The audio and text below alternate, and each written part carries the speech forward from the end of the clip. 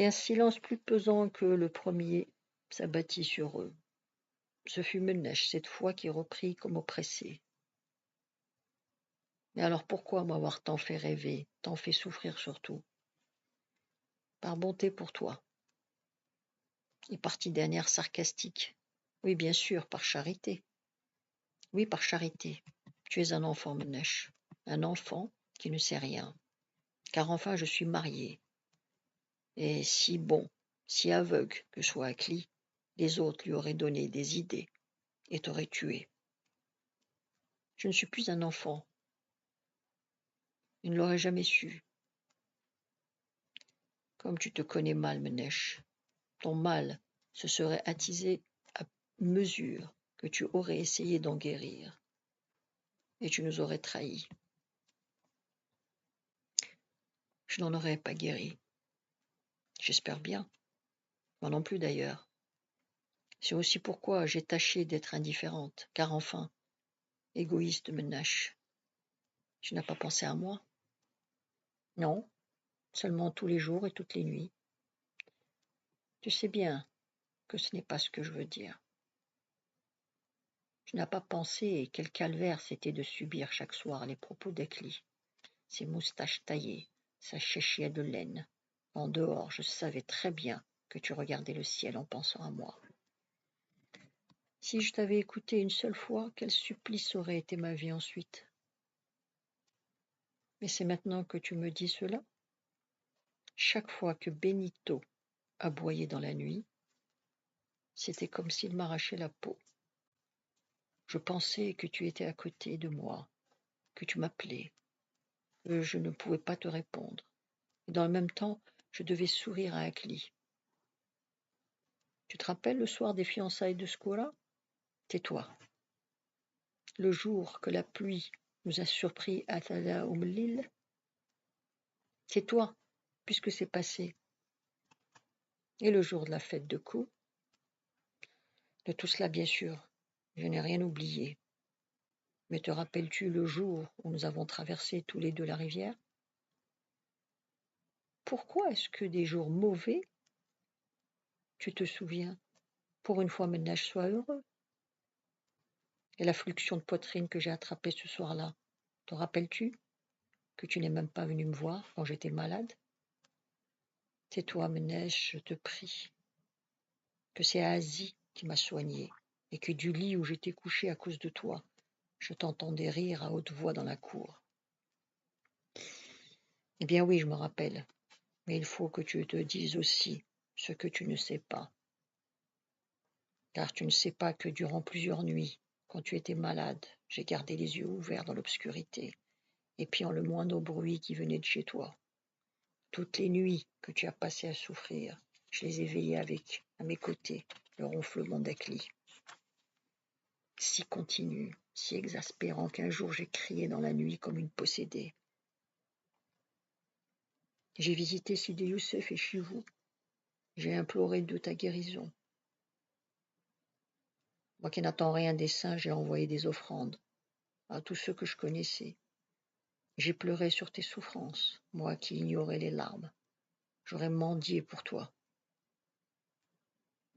Il la prit frénétiquement dans ses bras, la serra à lui, brisait les os. Elle essaya d'abord de le repousser de ses deux mains posées sur sa poitrine. Mais elle fermait à moitié les yeux et laissait tomber sa tête sur l'épaule de Ménèche. Il lui baisa les yeux fermés, le cou, chercha ses lèvres comme un assoiffé et colla les siennes. Et la sentit fondre, alors tout entière, sous son étreinte. Puis elle l'entoura de ses bras. Il répétait « Devda, Devda » comme un furieux. Elle disait Ménèche dans un sourire.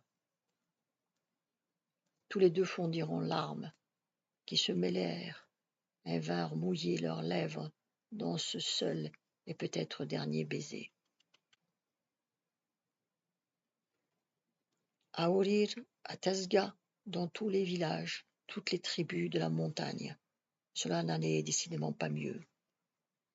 Avant la guerre, on avait déjà assez de mal à vivre, mais maintenant, on ne tenait plus que par la grâce des saints qui gardaient encore le pays par l'effet de leur pouvoir surnaturel. Passe encore pour les habits. On peut toujours revenir à la mode des ancêtres qui portaient hiver comme été à une djellaba de laine. Mais pour la nourriture, comment faire? Les distributions de blé étaient insuffisantes et tout le monde ne pouvait pas payer 2500 francs à un double de blé. Mais Dieu nous voit et nous juge, et dans l'autre monde, chacun recevra la rétribution de ses actes. En attendant, dans ce mois-ci, transitoire mais réel, hélas, c'était la misère, la noire misère, pire 1000 fois que la mort. Et si notre prophète n'avait interdit comme péché de se tuer soi-même, plusieurs se seraient hâtés d'atteindre le pardon de Dieu. L'une n'en était affectée plus que le cheikh, qui demandait chaque soir à Dieu de le rappeler à lui dans la paix. Une étrange folie lui semblait mener ce monde sans loi. Chaque être et chaque chose jadis avait une place bien fixe. Mais il avait vanté tout cela, et tout était brouillé. On mesurait jadis les hommes à leur courage et à leur sagesse. C'était maintenant leur portefeuille qui décidait de leur valeur. Et c'était Akli, le grand homme de Tezga, Akli qui pour lui, cher, n'existait pas, qu'il avait toujours écrasé de cette formule sans réplique. Akli, il vit. Car pour le cher, vivre comme vivait Akli, c'était déjà être mort. Il ne pouvait même plus parler de la grandeur des temps anciens avec Ramdan, que la mort de son fils rendait solitaire et morose. Mais le plus affecté de tous, c'était encore Ibrahim. Depuis qu'il avait été débauché du chantier, il n'avait pas le temps de faire de grands projets. Chaque jour, il fallait chercher de quoi manger le lendemain. Ce souci l'abrutissait, bornait ses idées et ses désirs, si bien que le second terme échut sans qu'il y pensât. Un soir qu'il veillait son fils aîné, malade parce qu'il avait pataugé tout le jour dans l'eau fangeuse de la rivière, quelqu'un le héla de la rue. C'était le chef. Ibrahim, dit-il, sauve-moi, ou je suis perdu, et la ruine menace ma famille. Mon frère réclame l'argent que j'ai eu tant de peine à te faire prêter. Il dit qu'il va me tuer si tu ne lui rends pas. C'est un méchant homme, Ibrahim, mais c'est mon frère. Dieu me l'a donné, peut-être en punition de mes péchés, et je suis obligé de le supporter. Nous avons tété le même sein. Oui, oui, disait Ibrahim machinalement, et il écoutait geindre son fils. Jamais je n'aurais privé mes amis, et s'il y avait cet homme. Je n'ai rien pour l'instant, dit Ibrahim. Peux-tu attendre jusqu'à l'automne? Jusqu'à l'automne? Saint Ahmed, fils de Malek, si ce n'était que moi, j'attendrais toute la vie, mais mon charognard de frère me tuera. Te tuer? Répéta machinalement Ibrahim, et il resta rêveur. Oui, Ibrahim, me tuer. Et comme Ibrahim ne répondait rien, enfin, je vais essayer de l'amadouer encore une fois, mais je ne te promets rien. Ah, ces gens qui n'ont pas la crainte de Dieu, qui ne savent pas que ce monde est transitoire et ses biens éphémères. Ibrahim ne put dormir de la nuit. Les plus bizarres pensées lui traversaient l'esprit. En se levant le matin, il eut du moins la joie de voir que son fils allait beaucoup mieux. Le soir, le chef revint l'appeler, alors qu'à Tasga, tout le monde dormait. « Par Dieu, dit-il, je vais quitter cette terre, où les hommes sont aux hommes des hyènes. Mon frère a enfin consenti à ne pas demander cet argent tout de suite, mais il exige que tu lui laisses ton oliveraie jusqu'au jour où tu auras réglé ta dette. Il dit qu'il prendra plus tard ton champ si tu ne veux pas payer. Mais ce que dit cet Aromi ne sera pas, car je te connais. Ibrahim, tu gagneras bientôt assez d'argent pour régler tes dettes. Si donc tu écoutes mes conseils, signe-lui cet acte qui te libérera, car Dieu ne permettra pas que la terre d'un travailleur comme toi devienne la propriété du plus grand va-nu-pied de Tasga, ou alors il n'y a plus de justice. Ibrahim apposa sur le papier l'empreinte de ses 2 pouces.